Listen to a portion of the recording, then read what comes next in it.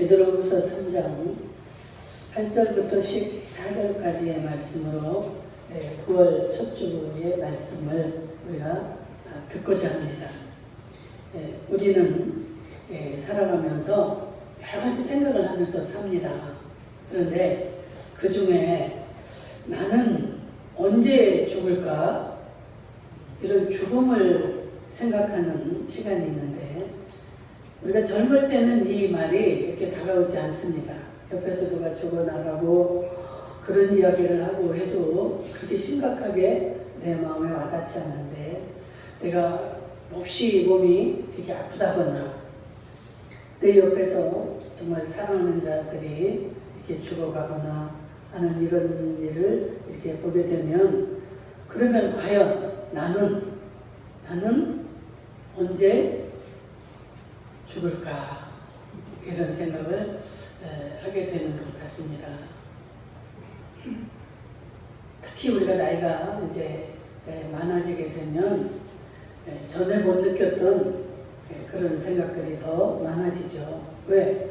내 주변에서 많이 사람들이 사라지고 죽어가니까 내가 정말 죽는다면 과연 어떤 일이 벌어지고 어떻게 될까 이런 생각들을 우리가 이렇게 하게 되는데 물론 여러분들이 이 죽음에 대한 것을 너무 집중해서 생각을 하시면 안 됩니다. 제가 마귀와 이런 성령에 대한 이야기를 할 때도 그 마귀는 두렵고 우리에게 그런 위협을 줍니다. 그래서 항상 그 마귀에 대해서 너무 여러분들이 치중을 해도 안 돼요.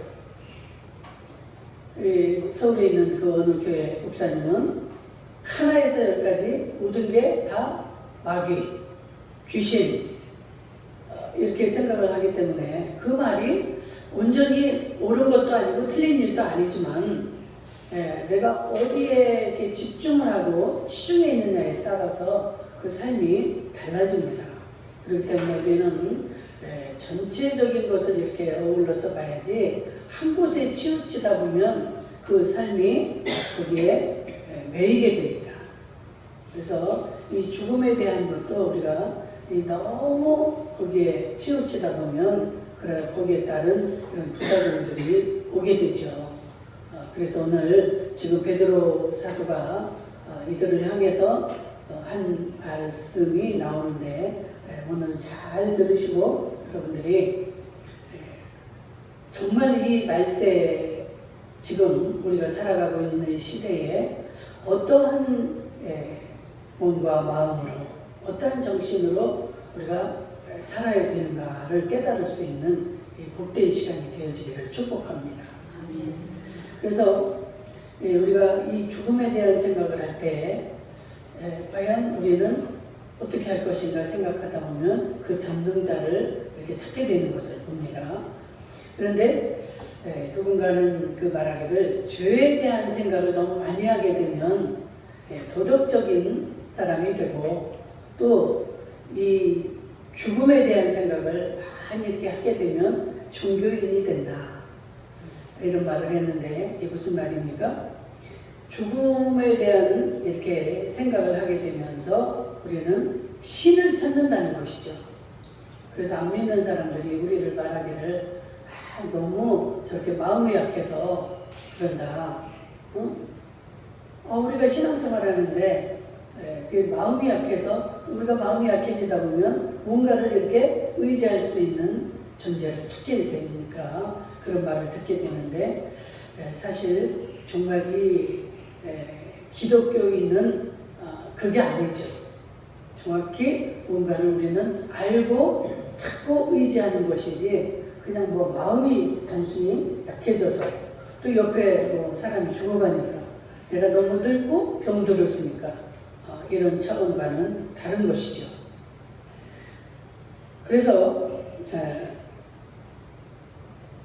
우리가 이 죽음 이후에 어떻게 될까를 우리는 생각하지 않을 수가 없는데 제가 그전에도 얘기했던 그 삼성그룹의 창업자인 이병철 그 회장님도 죽음 앞에서 이러한 문제를 고민했다는 거예요.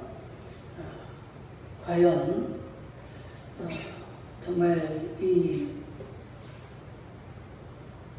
죽음에 대한 심각한 그 고민을 하는데 하나님의 존재를 어떻게 증명할 수 있나, 이게 굉장히 궁금했어요. 이분이 이 문제를 지적해서 과연 세상에 종말은 있는가, 이렇게 해서 24가지의 질문서를 천주교 신부에게 이렇게 의뢰를 했다는 것입니다. 이런 정말 이 세상에서는 우리가 제일 부럽고 고민이 없을 것 같은, 모든 것을 해결할 것 같은 이 대그룹의 회장마저도 죽음 앞에서는 이렇게 고민할 수밖에 없는, 신 앞에는 정말 굴복하지 않을 수 없는 이러한 마지막을 보내는 것을 봅니다. 그런데 과연 그가 그 문제를 해결하고 갔을까? 근데 고민으로 끝난 것 같습니다. 그 해답을 받기도 전에 운명을 했다는 말이 있습니다. 그래서 참 기독교에서 말하는 구원, 기독교에서 말하는 구원은 과연 무엇일까? 기독교에서 말하는 종말론은 무엇일까? 이 기독교에서는 인류의 구원, 인류의 이 구원, 우리가 말하는 이 구원론은 인류의 구원과 이 세계 구원, 이 모든 것을 포함하는 구원론입니다. 종말론도 마찬가지죠. 인간의 개인적인 종말과 이 세계의 종말, 이것을 다 같이 포함해서 구원과 종말을 이렇게 표현하고 있는데, 왜냐하면 이 신학자들은 주로 이 개인의 구원과 종말론에 대해서 많이 이렇게 강론을 하고 그에 대한 굉장한 연구를 한 걸로 압니다. 왜냐하면 왜 인간의 그 개인적인 것과 이 구원과 종말을 더 많이 연구를 하고 이렇게 했을까? 우리가 사실 뭐 구원이 있고 종말이 있다고 할지라도 우리의 개인이 생명이 죽고 나면 이 모든 것을 이제 알 수가 없잖아요. 그렇기 때문에 이 개인의 구원과 개인의 종말에 대해서 더 치중하고 연구하는 것을 보게 됩니다. 우리 많은 사람들도 다 마찬가지죠. 세계의 종말이 있고 세계의 구원을 생각한다 할지라도 그거보다는 다 개인에 대한 죽음, 이 개인의 종말이죠. 그래서 과연 나는 어떻게 구원을 받을 것이며 내 종말은 과연 어떻게 되는 것인가, 여기에 관점을 많이 두고 있죠. 그래서 그런 고민들을 하지만 우리는 이 지구의 종말은 언제 오는가, 이병철 회장이 이렇게 거기까지 고민을 한 것처럼 우리 역시도 우리 개인만이 아니라 우리는 이 전체적인 성경에서 말하는 전체적인 세계의 종말, 세계의 구원, 이것을 같이 우리는 생각을 해야 될 줄로 믿습니다. 그래서 이 성경은 종말에 대해서 어떻게 말하고 있는가? 이 성경은 종말이, 어떤 사람들은 뭐 무슨 이렇게 좋은 세상에 종말이 있냐 이렇게 생각하는 사람들도 많이 있습니다. 그런데 성경은 분명하게 말하고 있습니다. 뭐라고요? 이 종말은 반드시 온다. 아멘? 성경은 믿으셔야 돼요. 우리가 아무리 신학자고 아무리 유능한 자가 뭐 자기의 그런 연구론을 이렇게 뭐 이야기하고 뭐 그런 신망이 있다 할지라도 성경을 우리는 믿어야 됩니다. 성경에서 분명하게 종말은 온다, 종말은 있다는 것이죠. 확실하게 지금 말씀을 하고 있는데, 이 종말이라는 것은 인류의 역사에서 최종적으로 일어나는 사건입니다. 그래서 우주의 이 마지막에 있을 사건이 종말이에요. 그러니까 우리가 살아있을 때 올 수도 있고 우리가 죽은 이후에도 올 수 있는 게 이게 종말입니다. 그러나 그 종말이 반드시 온다.